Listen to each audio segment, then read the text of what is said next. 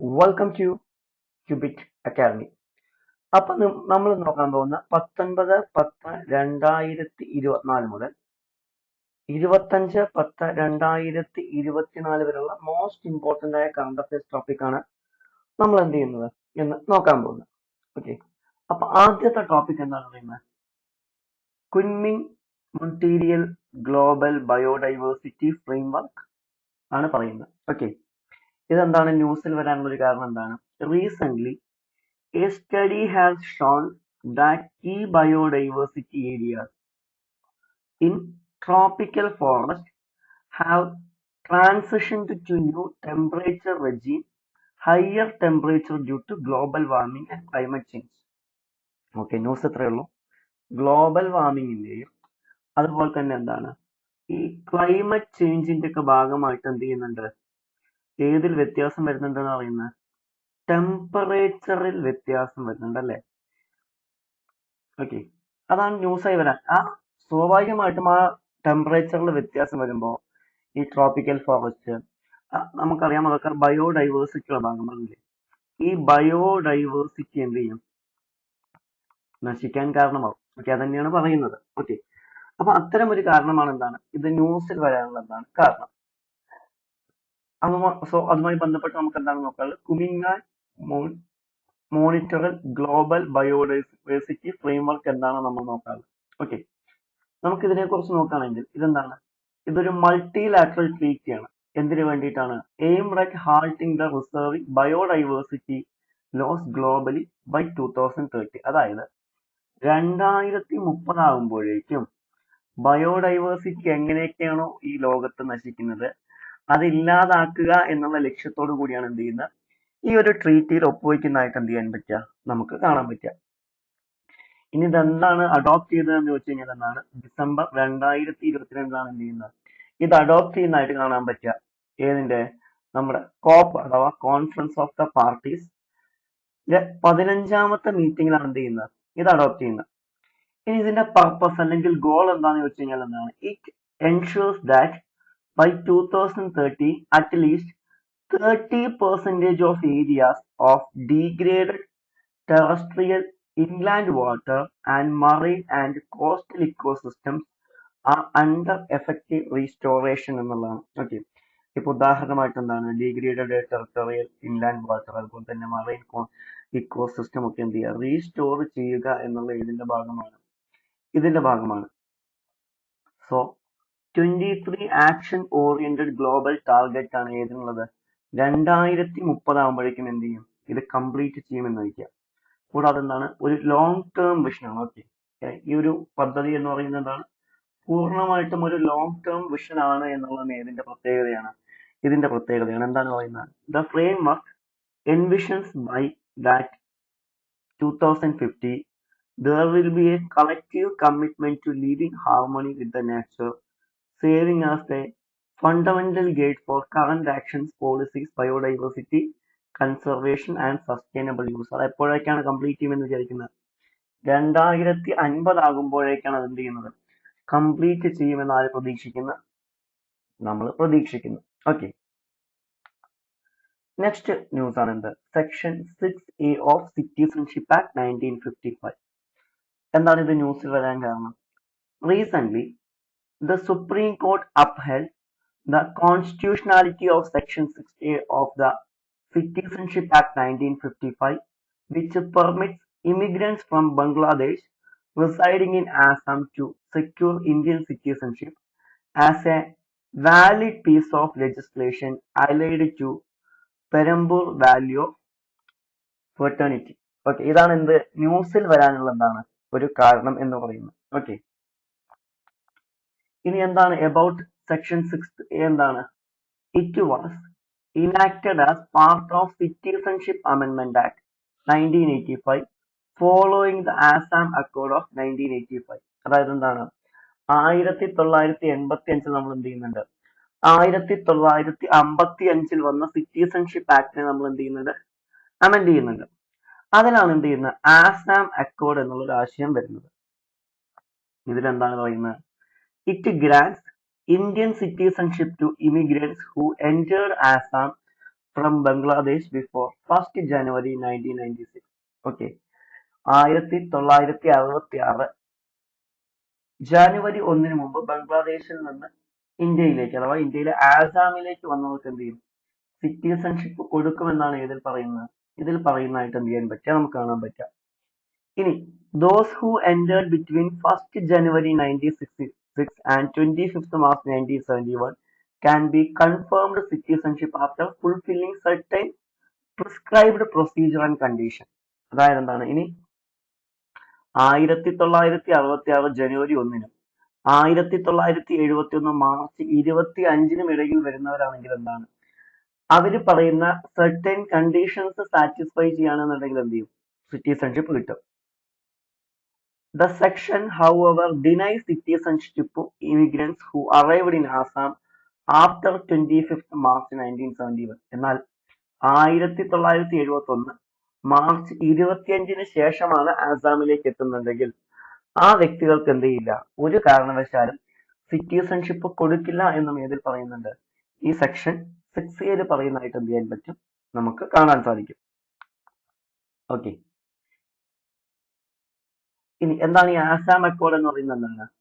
The Assam Accord was a tripartite agreement between the central government, the state government of Assam and the leaders of Assam movement. Okay. ഒരു 3 പേര് ചേർന്ന ട്രിപ്പാർട്ടി ഒരു agreement ആണ് ഇത് Assam Accord. അതിൽ ആരൊക്കെ ഉണ്ട്? സെൻട്രൽ ഗവൺമെന്റ് ഉണ്ട്, അതുപോലെ തന്നെ എന്താണ് ഗവൺമെന്റ് ഓഫ് ആസാം ഉണ്ട്, ലീഡേഴ്സ് ഓഫ് ആസാം മൂവ്മെന്റ് ഉണ്ട്.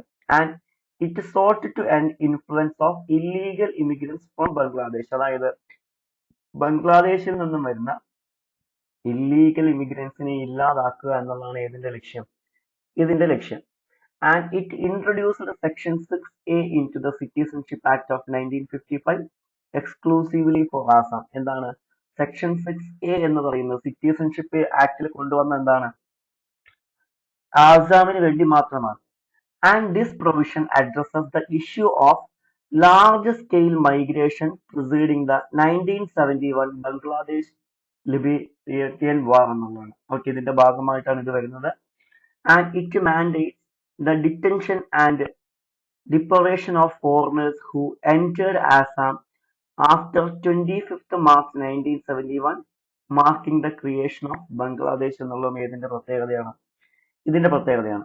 And the introduction of section 6A reflect the specific historical and demographic challenges faced by Assam during the critical period എന്നുള്ളതും ഇതിന്റെ പ്രത്യേകതയാണ് എന്നുള്ളതാണ്. ഓക്കെ.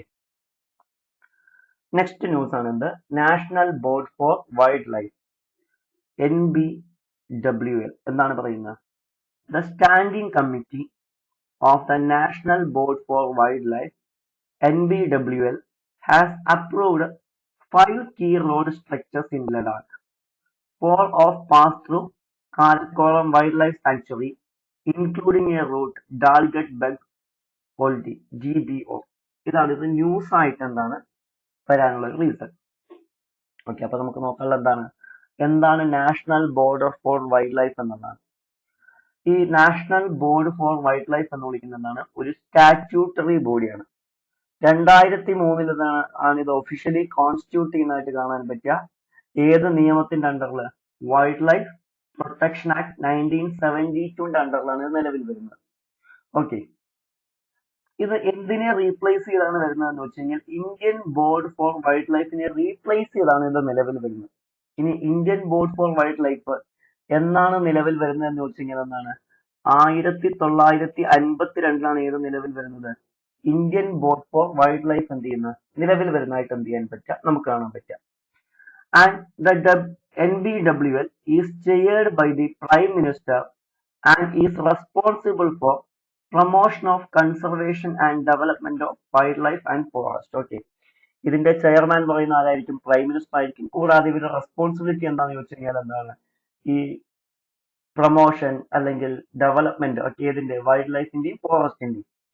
അതുപോലെ തന്നെ the board is advisory in nature and can only advise the government on policy making conservation wildlife. അതുപോലെ തന്നെ ഇവർ statutory ബോഡിയാണ്, ഒരിക്കലും ഒരു ക്വാസി ജുഡീഷ്യറി ബോഡിയല്ല. അതുകൊണ്ട് ഇവർക്ക് എന്ത് കൊടുക്കാൻ മാത്രമേ സാധിക്കുള്ളൂ? അഡ്വൈസ് കൊടുക്കാൻ മാത്രമേ അവർക്ക് അനുവാദമുള്ളൂ. നാഷണൽ ബോർഡ് ഫോർ വൈൽഡ് ലൈഫിന് എന്തുള്ളൂ അനുവാദമുള്ളൂ. And it serve as an apex body for the review of all wildlife related matters and for the approval of projection in and around national parks and sanctuaries ആണ്. And പിന്നെ പറയുന്ന ഒരു കാര്യം എന്താണ്, the standing committee of NBWL is chaired by the minister of environment and forest and climate change എന്നുള്ളത് ഇതിന്റെ പ്രത്യേകതയാണ്. And പറയുന്ന കാര്യം എന്താ, the standing committee approves all the projects falling with protected wildlife areas or within 10 kilometers of them എന്നുള്ളത് ഇതിന്റെ പ്രത്യേകതയാണ്. ഇതിന്റെ പ്രത്യേകതയാണ് എന്നുള്ളതാണ്. ക്ലിയർ. നെക്സ്റ്റ് ന്യൂസ് ആണ് എന്ത്, ഇൻക്രീസ് ഇൻ ഗ്ലോബൽ പബ്ലിക് ഡെപ്റ്റ് ബൈ 2030. എന്താണ് ഇത് ന്യൂസിൽ വരാനുള്ള കാരണം? According to the latest report of the International Monetary Fund (IMF) on fiscal policy, global public debt is expected to reach a record of $100 trillion. Okay, ഇതാണ് ന്യൂസിൽ വരാനുള്ള കാരണം.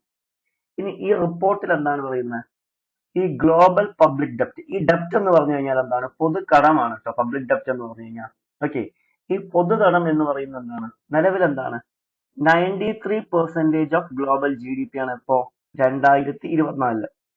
ഇനി എന്താണ് 2030 ആകുമ്പോഴേക്കും എത്രയാവും, 100% ആവുമെന്നാണ് എന്ത് ചെയ്യുന്നത്, പ്രതീക്ഷിക്കുന്നതായിട്ട് എന്ത് ചെയ്യാൻ പറ്റുക, കാണാൻ പറ്റുക. The IMF introduced a debt at risk method to better access uncertainties in debt projection, estimating that the global public debt could surge to 115% of GDP by 2026 in a worst case scenario. അല്ല, ഇനിയൊരു roast scenario അഥവാ എങ്ങനെ വരികയാണെന്നുണ്ടെങ്കിൽ 2026 തന്നെ എന്ത് ചെയ്യും, ഇത് 115% ആവുമെന്നും എന്ത് ചെയ്യുന്നുണ്ട്, പ്രതീക്ഷിക്കുന്നു. And fluctuations in government borrowings cost are increasingly driven by global factors ആണ്. And എന്താണ് പറയുന്നത്, implying that high debt levels in major countries could raise the volatility of sovereign yields and debt risk in other countries എന്നുള്ളതൊക്കെ ഇതിന്റെ പ്രത്യേകതയാണ്, ഇതിന്റെ പ്രത്യേകതയാണ് എന്നുള്ളതാണ്. Clear. Next news ആണ് എന്ത്, first chief minister of Jammu and Kashmir union territory takes charge. എന്താണ് പറയുന്നത്, recent Omar Abdullah of the National Conference was sworn in as the Chief Minister of Union Territory of Jammu Kashmir. Okay, ഇതാണ് ഇത് ന്യൂസായി വരാനുള്ള എന്താണ് ഒരു കാരണം. ഇനി ഓത്ത് നോക്കുകയാണെങ്കിൽ എന്താണ്, ഇന്ത്യൻ കോൺസ്റ്റിറ്റ്യൂഷന്റെ ആർട്ടിക്കിൾ 163 ക്ലോസ് 3 പ്രകാരം CM എന്ത് ചെയ്തിട്ടുണ്ട്, ഓത്ത് ചെയ്തു. ഓക്കെ, എന്താണ് ആർട്ടിക്കിൾ 164 ക്ലോസ് 3 എന്ന് പറഞ്ഞു കഴിഞ്ഞാൽ എന്താണ്, യൂണിയൻ ടെറിട്ടറീസിലെ CMന് അല്ലെങ്കിൽ എന്താണ് ലഫ്റ്റനന്റ് ഗവർണേഴ്സിന് വോട്ട് ചെയ്യാനുള്ള അവകാശമാണ്. The oath signifies alliance in the constitution and the discharge of duties according with the law ആണ്. അതുപോലെ തന്നെ ഒമർ അബ്ദുള്ള എന്ന് പറയുന്നത് എന്താണ്, first CM of the union territory assume office following the abrogation of article 370 Jammu Kashmir transition from the state to a union territory 2019. നമുക്കറിയാം 2019 എന്ത് ചെയ്തു, ജമ്മു കാശ്മീരിലെ ആർട്ടിക്കിൾ 370 എന്നുള്ള പ്രത്യേക പദവി എന്ത് ചെയ്തു, എടുത്തു കളഞ്ഞു. അതിനുശേഷം എന്താണ് മുഖ്യമന്ത്രിയാകുന്ന ആദ്യത്തെ വ്യക്തിയാണ് ആര്, ഒമർ അബ്ദുള്ള എന്ന് വിളിക്കുന്നത്. ഇനി പറയുന്നത് എന്താണ്, പ്രസിഡന്റ്സ് റൂൾ റിവോക്ഡ് എന്നാണ്. എന്താണ്, following the election result president rule was revoked in Jammu Kashmir എന്നുള്ള ഇതിന്റെ പ്രത്യേകതയാണ് അല്ലെ. നമുക്കറിയാം ഇന്ത്യൻ കോൺസ്റ്റിറ്റ്യൂഷൻ ആർട്ടിക്കിൾ 35A പ്രകാരവും അതുപോലെ തന്നെ 370 പ്രകാരവും എന്താണ്, സ്പെഷ്യൽ സ്റ്റാറ്റസ് ഉണ്ടായിരുന്ന സംസ്ഥാനമായിരുന്നു ഏതെന്ന് വിളിക്കുന്നത്, ജമ്മു കാശ്മീർ എന്ന് വിളിക്കുന്നത്. ഇനി പ്രസിഡന്റ് റൂൾ എന്താണ് പറയുന്നത്, the article 356 of the Indian constitution allows that the president to impose direct governance, that means president rule, in a state or union territory when the state government is unable to function as per the constitutional provisions എന്നുള്ളത് ഇതിന്റെ പ്രത്യേകതയാണ് എന്നുള്ളതാണ്. Okay, next news ആണ് എന്ത്, Indian origin scientist to win the Nobel Prizes in Science. എന്താണ് ഇത് ന്യൂസിൽ വരാനുള്ള കാരണം? It has been 94 years since an Indian won a Nobel Prize in Sciences, Physics, Chemistry or Medicine while working in India. Okay. അതായത് കുറെ കാലമായി നമുക്ക് എന്ത് ചെയ്ത് കിട്ടിയിട്ട് നോബൽ പ്രൈസ് എന്ത് ചെയ്തിട്ട് കിട്ടിയിട്ട് ഓക്കെ. അതിന്റെ ഭാഗമായിട്ടാണ് എന്ത് ചെയ്യുന്നത്, ഇത് ന്യൂസിൽ വരുന്നതായിട്ട് എന്ത് ചെയ്യാൻ പറ്റുക, നമുക്ക് കാണാൻ പറ്റുക എന്നുള്ളതാണ്. ഓക്കെ. അപ്പൊ അതിന്റെ ഭാഗമായിട്ടാണ് എന്ത് ചെയ്യുന്നത്, ഇത് ന്യൂസിൽ എന്താണ് വരുന്നതായിട്ട് എന്ത് ചെയ്യാൻ പറ്റുക, നമുക്ക് കാണാൻ പറ്റുക. ഓക്കെ. ഇനി Indian origin scientist to win Nobel prize in science. Okay. ആർക്കൊക്കെയാണ് നോബൽ പ്രൈസ് കിട്ടിയതെന്ന് വെച്ച് കഴിഞ്ഞാൽ, ഒന്ന് ഹർഗോവിൻ ഖൊർണയാണ് ഇൻ മെഡിസിൻ 1968 എന്താണ് for interpretation of genetic code and its functions in protein synthesis ആണ്. പിന്നെ വരുന്നതാണ് ഇത് സുബ്രഹ്മണ്യം ചന്ദ്രശേഖർ ആണ്, ഫിസിക്സിലാണ്. എപ്പോഴാണ്? 1983 എന്താണ് for his theoretical studies of the physical process of importance to the structure and evolution of the stars ആണ്. Okay. എന്താണ് he showed that hydrogen fuel stars of a certain size begin to run out. It collapse into compact brilliant star known as white dwarf എന്നുള്ളതാണ്. പിന്നെ വരുന്ന ആരാണ്?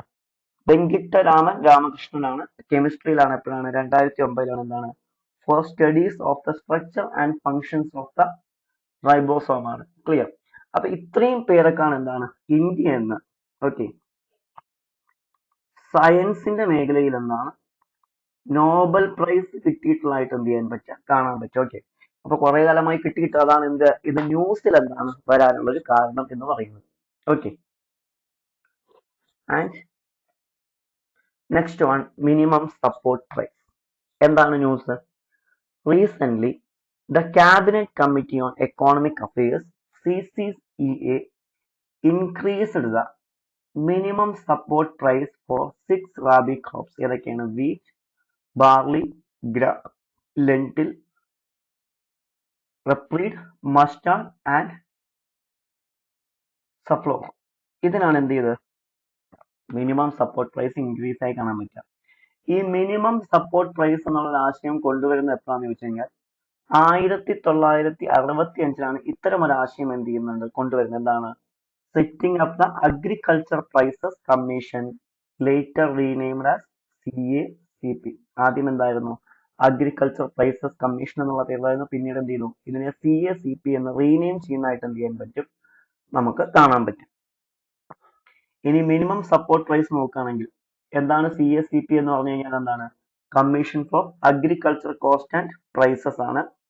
22 പ്രൊഡക്റ്റുകൾക്കാണ് ഇവർ minimum support price പറയുന്നത്. Okay. അതിൽ 22 7 സെറൽസ് ആണ്. ഏതൊക്കെ? Paddy, wheat, barley, jowar, bajra, maize തുടങ്ങിയവ 7 എന്ന് വിളിക്കുന്നത് എന്താണ്? സെറൽസ് ആണ്. പിന്നെ 5 ഫ്യൂവൽസ് ആണ്. എന്താണ്? ഗ്രാം, അർഹാർ, ടൂർമൂൺ, ഉറാദ്, ലെന്തിൽ. 7 എന്താണ്? ഔട്ട്ഷിൽസ് ആണ്. ഓക്കെ. ഗ്രൗണ്ട് നട്ട് അല്ലെങ്കിൽ റാപ്സീഡ് അല്ലെങ്കിൽ mustard, soyabean, sunflower, sesame, safflower and niger കോഡ് ആണ്. ഓക്കെ. ഇനി ഇത് എന്തൊക്കെയാണ് റെക്കമെൻഡ് ചെയ്യുന്നത്? MSPക്ക് വേണ്ടിയിട്ട് എന്തൊക്കെ കാര്യങ്ങളാണ് റെക്കമെൻഡ് ചെയ്തത് എന്ന് ചോദിച്ചു കഴിഞ്ഞാൽ എന്താണ്? Cost of cultivation, demand supply situation for crop, അതുപോലെ തന്നെ market price trend, inter crop price parities, implications for consumers, inflation, environment, soil water ഉപയോഗം, അതുപോലെ term of trade between agri and non agri sectors, ratio of farm inputs and outputs ഒക്കെയാണ് എന്ത് ചെയ്യുന്നത് ഇതിന് വേണ്ടിയിട്ട് recommend ചെയ്യുന്നതായിട്ട് എന്ത് ചെയ്യാൻ പറ്റുക, നമുക്ക് കാണാൻ പറ്റും. ഓക്കെ. പിന്നെ വരുന്നതാണ് ഇത് committee made to enhance railway safety. എന്താണ് ന്യൂസിൽ വരാൻ കാരണം? Recent there has been a spate of accidents across railway zones after which the government has called for urgent steps to prevent them. Okay. ഇതെന്താണ് ന്യൂസിൽ വരാനുള്ള ഒരു കാരണം. അതിൽ ആദ്യം വരുന്നതാണ് ഇത് രാകേഷ് മോഹൻ കമ്മിറ്റി എന്താണ് പറയുന്നത്? Revamp the accounting system to align with the Indian GAAP generally accepted accounting principles ആണ്. Focus on long distance and intercity transport, speed upgrades and high speed railway corridors for passenger services ആണ്. അതുപോലെ തന്നെ എന്താണ് develop logistics park at key network hubs എന്നുള്ളത് ഇതിന്റെ പ്രത്യേകതയാണ്. പിന്നെ recommend ചെയ്ത കമ്മിറ്റിയാണ് കക്കോത്തർ കമ്മിറ്റി 2012. അദ്ദേഹം എന്താണ് പറഞ്ഞത്? Establishing A statutory railway safety authority എന്നാണ് പറഞ്ഞത്. അതുപോലെ തന്നെ എന്താണ്? ഫോമിംഗ് എ നോൺ ലാൻഡ്സ്കേപ്പബിൾ രാഷ്ട്രീയ rail circuit course RRSK of 1 lakh crore over 5 years of safety project ആണ്. പിന്നെ വരുന്നതാണ് ഇത് adopting advances technologies for track maintenance and inspection എന്നുള്ള ഏതിന്റെ ഭാഗമാണ്? കക്കോദർ കമ്മിറ്റിയുടെ റെക്കമെൻഡേഷന്റെ ഭാഗമാണ്. പിന്നെ വരുന്നതാണ് ബിബേക് ദർബോയ് കമ്മിറ്റി 2014 എന്താണ് പറഞ്ഞത്? Establishing a railway infrastructure authority of India ആണ്. കൂടാതെ പിന്നെ പറയുന്ന ഒരു കാര്യം എന്താണ്? Outsourcing a non core activities ആണ്. പിന്നെ വരുന്നതാണ് വിനോദ് റായ് കമ്മിറ്റി 2015 എന്താണ്? Setting up and independent railway safety authority with statutory powers എന്നുള്ള റെക്കമെൻഡേഷൻ ആണ്. കൂടാതെ എന്താണ്? Forming a railway accident investigation board for impartial enquiries. അതുപോലെ തന്നെ establishing a separate railway infrastructure company for owning and maintaining railway assets എന്നുള്ള ഇതിന്റെ ഭാഗമാണ്. Next news ആണ് ഇത് അഭിധാമ പിത്തക.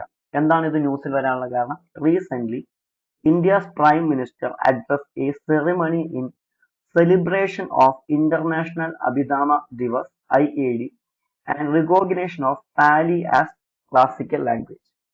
ഇതിന്റെ ഭാഗമായിട്ടാണ് വരുന്നത്. ഇനി എന്താണ് അഭിധാമ പിത്തക എന്ന് പറയുന്നത്? Is the last of 3 Pittakas that constitute of Pali canon, one of the most popular sculptures of Theravada Buddhism. And Abhidharma Pittaka is the detailed scholastic analysis and summary of the Buddha's teaching in the Suttas. It deals with the philosophy, doctrine, psychology, metaphysics, ethics and apology of Buddhism. And the other remaining Pittakas, Tripittakas are Vinayaka Pittaka and Sutta Pittaka. Vinaya Pittaka എന്ന് പറയുന്നത് എന്താണ്? Monastic rules of conduct for monks and nuns of the Sankhya. Sutta Pittaka എന്ന് പറയുന്നത് എന്താണ്? Conducting suttas, teaching or discourses delivered by the Buddha and his close disciples ആണ്. Okay. ഇനി അഭിധാമ പിത്തക എന്ന് പറയുന്നത് എന്താണ്? 7 different ബുക്സ് ആണ്. ഏതൊക്കെയാണ്? ഒന്നെന്താണ്? ധമ്മസാങ്കി, അതുപോലെ തന്നെ വിഭന്ത, തത്തുഖ, ഫഗുൽപണ്ഡി, ഖാത്തുവത്തു, യമങ്ക, ഭത്തന തുടങ്ങിയ ബുക്കുകൾ അടങ്ങുന്നതാണ് ഇത് അഭിധാമ പിത്തക എന്നുള്ള പേരിൽ എന്ത് ചെയ്യുന്നത്? അറിയപ്പെടുന്നതായിട്ട് എന്ത് ചെയ്യാൻ പറ്റുക? നമുക്ക് കാണാൻ പറ്റുക. എന്താണ് next news? Recent India's president visited Malawi and Mauritania. ഇതാണ് ന്യൂസിൽ വരാൻ കാരണം. ഓക്കെ. എന്താണ് പറയുന്നത്? India is the first largest trading partner of Malawi with a bilateral trade of $256.41 million in 2021-22 ആണ്. അതുപോലെ തന്നെ എന്താണ്? India's invest in Malawi stand over $500 million ആണ്. ഇൻ മലൈവി എന്താണ്? Formally known as Nyasaland is landlocked country in southern ആഫ്രിക്കയാണ്. Okay. അവിടെ എന്ത് ചെയ്യണം? മാപ്പ് നമ്മൾ എന്ത് ചെയ്യണം? നോക്കണം. ക്ലിയർ. പിന്നെ 2019-20 total bilateral trade between India and Mauritania was $94.53 million ആണ്. Indigenous Berber people and Moors inhabit Mauritania. Mauritania lies Western Africa and is located in Atlantic Ocean. ഇവിടെ നോക്കാം. അറ്റ്ലാന്റിക് ഓഷ്യന്റെ സൈഡിലാണ് നമുക്ക് എന്ത് ചെയ്യാൻ പറ്റുക? ഈ രാജ്യം കാണാൻ പറ്റും. Okay.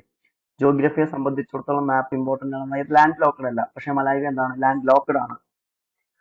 And India opened its mission to Nouakchott, Mauritania's capital in June 2021 എന്നുള്ളത് എന്താണ്? ഇതിന്റെ പ്രത്യേകതയാണ്. ഓക്കെ. എന്താണ് നെക്സ്റ്റ് ന്യൂസ്? എന്താണ്? Supreme court unveils new justice statue. Okay. Recently, the Lady Justice statue was unveiled at the Supreme Court on the directions of Chief Justice of India. ഇതാണ് news വരാൻ കാരണം. And the statue was without the blindfold and the constitution held in place of sword, signifying that the law in India is both informed and not driven by retribution എന്നുള്ളതാണ്. Okay. ഇനി എന്താണ് lady justice is the allegorical figure representing the moral authority within the judicial system ആണ്. It is often depicted alongside prudentia, another allegorical figure representing wisdom and precedence. ഇനി traditional depreciation എന്താണ് പറയുന്നത്? Traditionally the blind fold symbolized equality before the law, implying that justice should be delivered impartially എന്നാണ് without being swayed by the wealth, power or status of the parties involved ആണ്. And the sword historically represents the authority of the law and its power to punish wrongdoing എന്നുള്ളതാണ് ഇതിന്റെ പ്രത്യേകതയാണ് എന്നതാണ്. ഇനി new depreciation നോക്കുകയാണെങ്കിൽ എന്താണ്? The new statue dressed in A sari instead of the lady justice Rob reflect the departure and colonial influence like replacing colonial era like the IPC and CRPC എന്നാണ്. And despite the changes, the scales of justice's lady right hand have been retained, representing the societal balance and the importance, carefully weighting the fact that arguments from both the sides before reaching a verdict എന്നുള്ളത് ഏതിന്റെ പ്രത്യേകതയാണ്? പുതിയ lady justice സ്റ്റാറ്റ്യൂവിന്റെ എന്താണ് പ്രത്യേകതയാണ് എന്നുള്ളത്. And next news ആണ് ഇത് global hunger index 2024. Okay, ഇനി എന്താണ് ഇത് ന്യൂസിൽ വരാനുള്ള കാരണം എന്താണ്? Recent India ranks 105th out of 127 countries in the Global Hunger Index GHI 2024 with a score of 27.3, highlighting a serious hunger crisis driven by ongoing challenges of food insecurity and malnutrition. Okay. ഇനി എന്താണ് what is GHI എന്ന് പറയുന്നത്? Global hunger index is A peer reviewed report published on an annual basis by concerned World Wildland Wildlife. ഇനി GHI എന്ന് പറയുന്നതാണ് ഈ tool designed to comprehensively measure and track hunger at global, regional and national levels, reflecting multiple dimensions of hunger over time. And the GHI score is calculated on 100-point scale, reflecting the severity of hunger. 0 is the best score, implies no hunger, and 100 is the worst score എന്നുള്ളത് ഏതിന്റെ പ്രത്യേകതയാണ്? ഈ global hunger ഇൻഡെക്സിന്റെ എന്താണ് പ്രത്യേകതയാണ്. ഇതിൽ പ്രധാനമായിട്ടും 4 indicators ആണ് നമുക്ക് എന്താണ്? ഒന്ന് അണ്ടർ ന്യൂട്രീഷൻമെന്റ് ആണ്. എന്താണ്? The share of population whose caloric intake is insufficient, and it refers to insufficient calorie intake sustain healthy life as defined by the Food and Agriculture Organizations of the United States. പിന്നെ നോക്കുന്നത് എന്താണ്? Child stunning ആണ്. എന്താണ്? The share of the children under the age of 5 who have low heighted for their age, reflecting the chronic undernutrition ആണ്. പിന്നെ ചെയ്യുന്നതാണ് ഇത് child വാസ്റ്റിംഗ്. എന്താണ്? The share of children under the age of 5 who have low weight for their height, reflecting the acute undernutrition ആണ്. And പിന്നെ വരുന്നതാണ് ഇത് child mortality. എന്താണ് പറയുന്നത്? The share of children who die before the 5th birthday, reflecting an party of fatal mix and inadequate nutrition and unhealthy environment ഏതിന്റെ പ്രത്യേകതയാണ്? ഇതിന്റെ പ്രത്യേകത. അപ്പൊ ഇത് പ്രധാനമായിട്ടും ഈ 4 ഫാക്ടേഴ്സ് ആണ് ഇതിൽ നോക്കുന്നതായിട്ട് എന്ത് ചെയ്യാൻ പറ്റുക? നമുക്ക് കാണാൻ പറ്റുക. പിന്നെ വരുന്ന ന്യൂസ് ആണ് എന്ത്? 13ാമത്തെ എന്താണ്? Protection of child from sexual offences act POCSO 2012. Okay, ഇതെന്താണ് ന്യൂസിൽ വരാനുള്ള കാരണം? എന്താ? The Supreme Court highlighted that marriage arranged during the child's minority infringed upon their free choice and childhood and urged the parliament to outlaw child breast hugs. ഇതാണ് ഇത് ന്യൂസിൽ വരാനുള്ള കാരണം. ഇനി protection of children from sexual offences POCSO act 2012 എന്താണ് പറയുന്നത്? ഇതിന്റെ purpose എന്താണ്?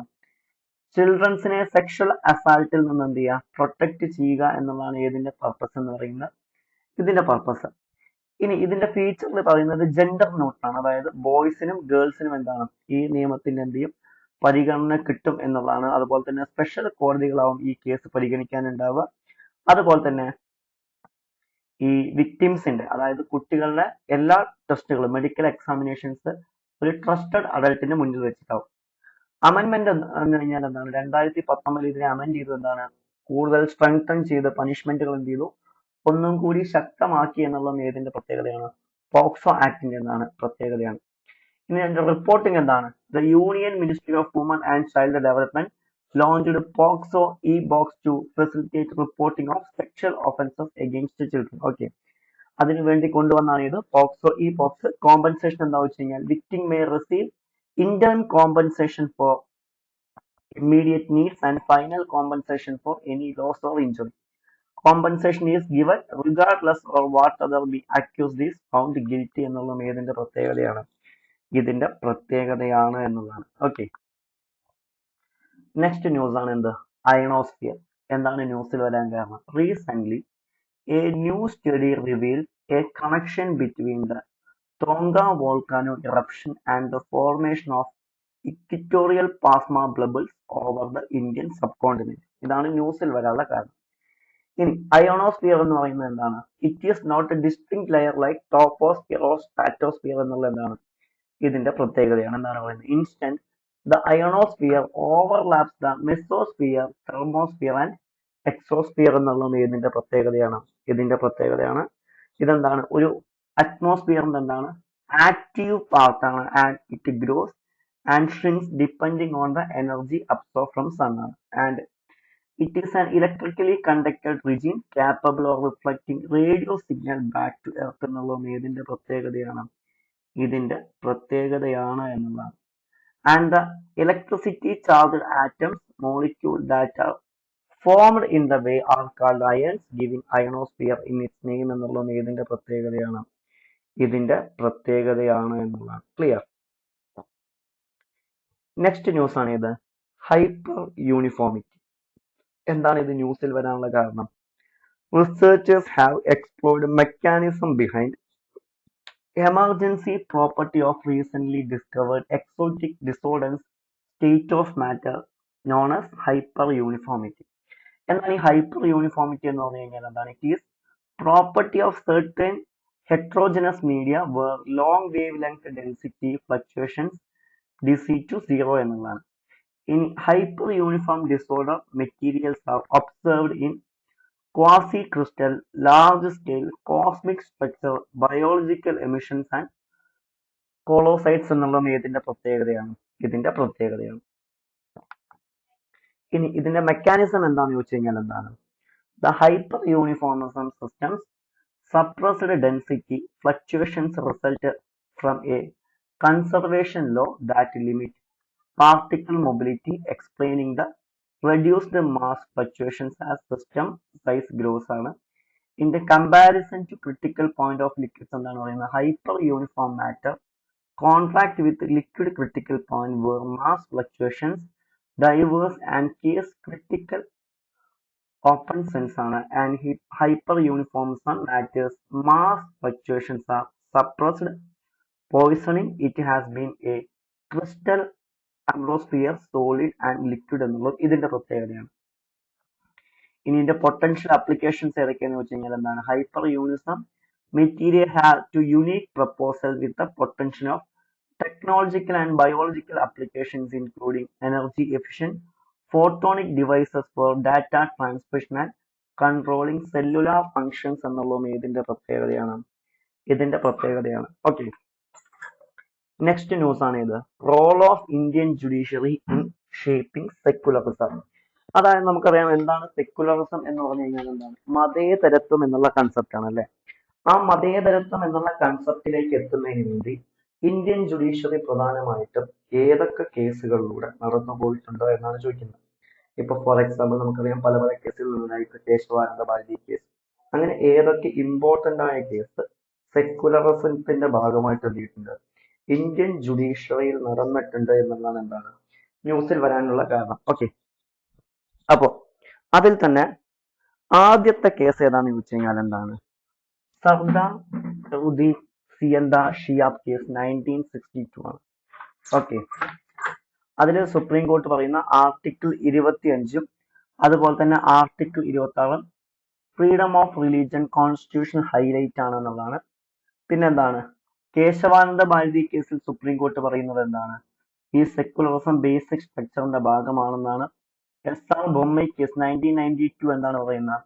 The court stated that secularism signifies equal treatment of all religions and noted that the term secular added to the preamble by the 42nd Amendment Act 1976 emphasizes fundamental rights protected under Article 25 to 28 എന്നാണ്.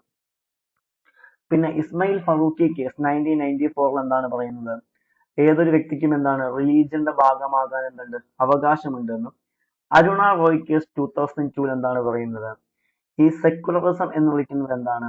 ഒരു essence ആണ് എന്നും ഏതൊരു വ്യക്തിക്കും അത് practice ചെയ്യാമെന്നും. Abhiram king case 2017 the court held that secularism does not require the state laws of religion rather than mandate equal treatment for all religions എന്നും പറയുന്നതായിട്ട് എന്ത് ചെയ്യാൻ പറ്റും?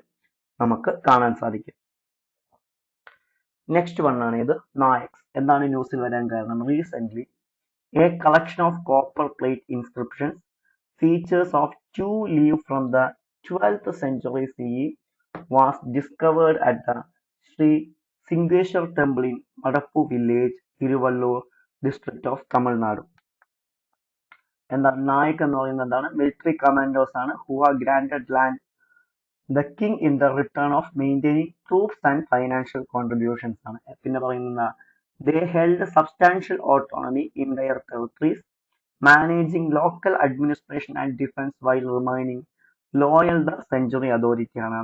And the Nayak were responsible for local governance, including land distribution and tax collection, creating a feudal-like system ആണ്. And over time, some Nayak gained significant power, leading to the conflict with the central authority, especially during the decline of the empire എന്നുള്ളതും ഇതിന്റെ ഭാഗമാണ്.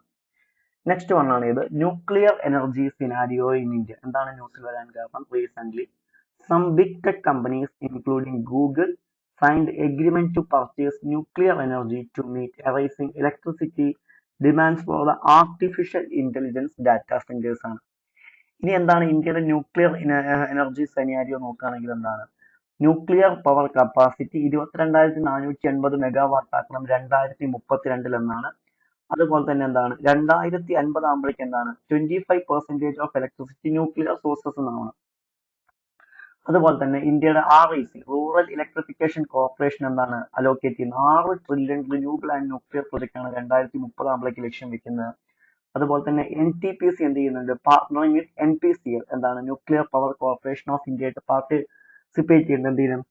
അണുശക്തി Vidyut Nigam focusing building and operating nuclear power plants. അതുപോലെ തന്നെ India's plan to establish 10 new nuclear reactors and collaborate private players to explore SMR and innovate in nuclear technologies എന്നുള്ളത് ഇതിന്റെ ഭാഗമാണ്. പിന്നെ വരുന്ന ഒരു ന്യൂസ് ആണ് എന്ത്? Regional connectivity scheme RCS UDAN. എന്താണ് പറയുന്നത്? Recently, the Prime Minister inaugurated 3 airports under the Regional Connectivity Scheme RCS Udhan in Rawa, Madhya Pradesh, Ambikapur, Chhattisgarh and Saharpur, Uttar Pradesh ആണ്. എന്താണ് RCS Udhan? Uddeshika Nagrik Udhan was launched a regional connectivity scheme under the Ministry of Civil Aviation 2016 ആണ്.